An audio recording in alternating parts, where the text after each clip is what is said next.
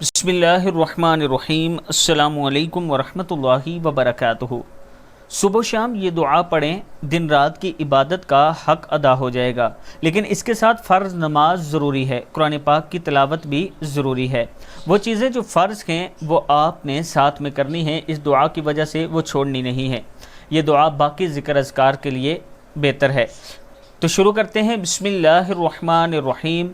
اللہم لک الحمد، اللہم لک الحمد حمدا دائما مع دوامک، ولک الحمد حمدا خالدا مع خلودک، ولک الحمد حمدا لا منتہى لہ دون مشیئتک، ولک الحمد حمدا عند کل طرفۃ عین وتنفس کل نفس۔